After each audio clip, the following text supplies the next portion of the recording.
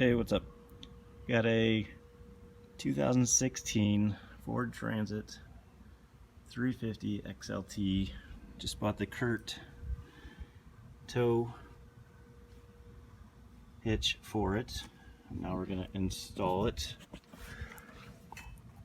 Here's the one we bought.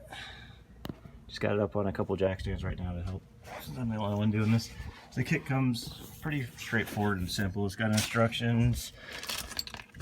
You got 2 spacers, 1 for each side.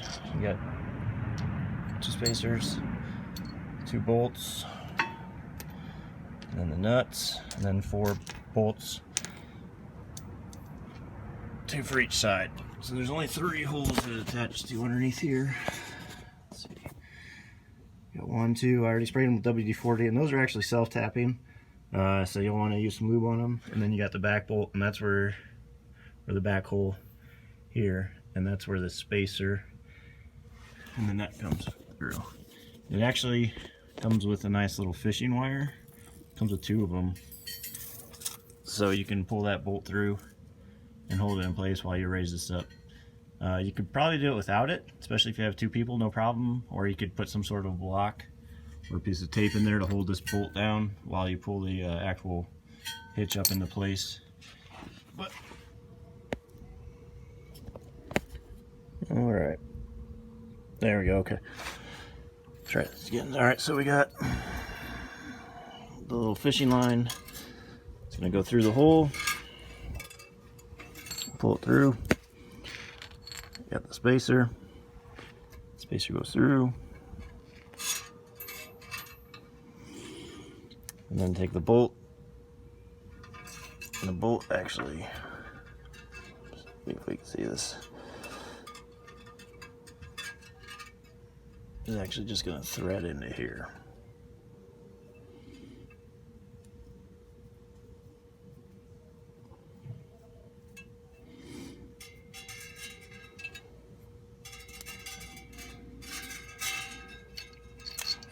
Alright, so then the whole thing just goes through and just pull it right on down and it sticks out. And so this way you can use the fishing line to actually pull the bolt down and guide the hitch piece through. So I'm going to do the other side, then we'll put the hitch on.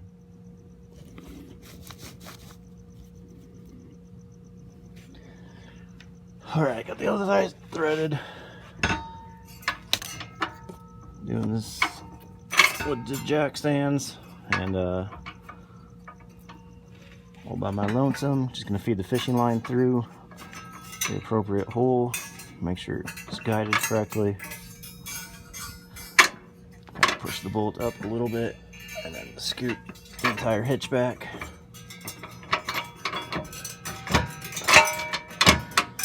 Pull it through. Alright, that side's set on.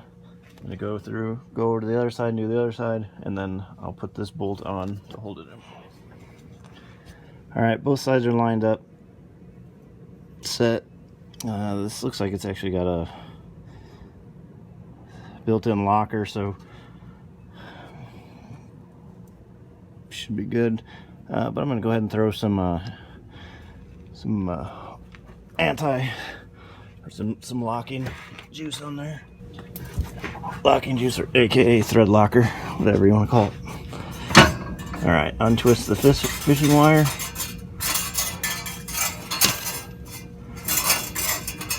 Careful not to poke yourself in the eyeball.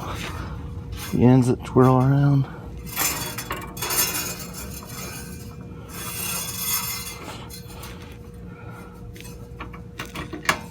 There we go. Throw a little, more than a little, spin it around and get it on there. Alright, now we'll put this guy through. Be careful.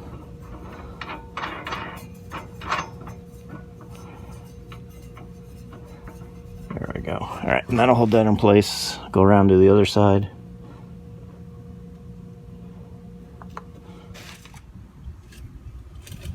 Alright, on the other side here,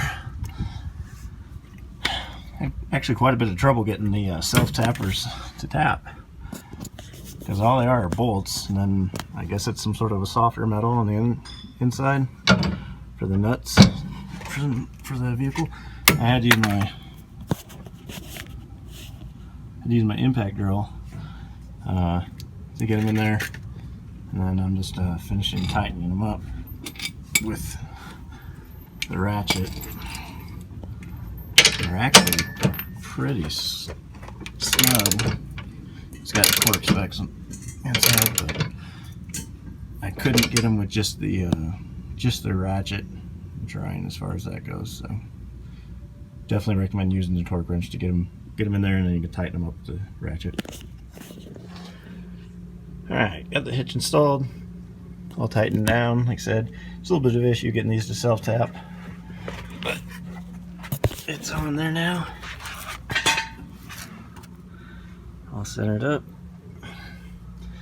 and good to go. All in all, it was pretty simple. Even with this video, it took maybe 15 minutes at most. Probably would have taken 10 not trying to record and mess around, but good to go. Next, I gotta install the wiring harness, just a 4-pin. We'll go over that